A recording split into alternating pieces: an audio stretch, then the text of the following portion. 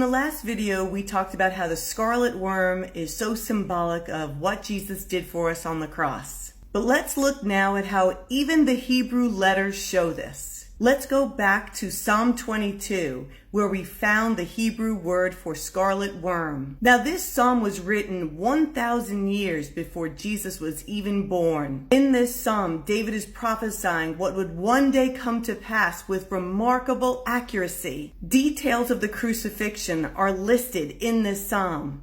Items like this here in 7 and 8 of that psalm, where people were shaking their heads and saying, well, he trusted on God, God should deliver him. Details of the anguish that he went through, that they parted his garments among them and even cast lots for them, and even that they have pierced his hands and feet. But this, up in verse 6, is where it is prophesied that Jesus is saying, I am a worm. Here it is in the Hebrew, and if we click into it to look at the root of that, it is this word here, Tolath, which is a 4-letter word. So let's go over each one of these letters. The first letter in the word Tolath is the tav. It means a mark made by 2 cross sticks. The worm marks her children with a scarlet color, and Jesus marks us with his scarlet blood as redeemed. The next letter is the vav, which means to hook or attach. The worm willingly attaches herself to the tree, and Jesus willingly attached himself to the cross. The next letter is the lamed, which symbolizes a shepherd. Just like shepherds sacrifice themselves for their sheep,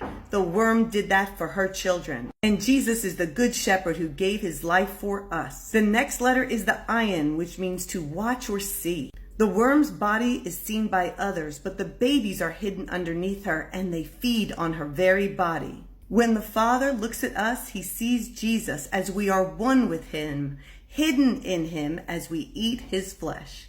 But wait, there's more. Even though the root is Tolath, the word that is used here in Psalm 22, the Psalm of the Crucifixion, the word used here is Tolath. There is one more letter, and it is at the end, and it is another tav.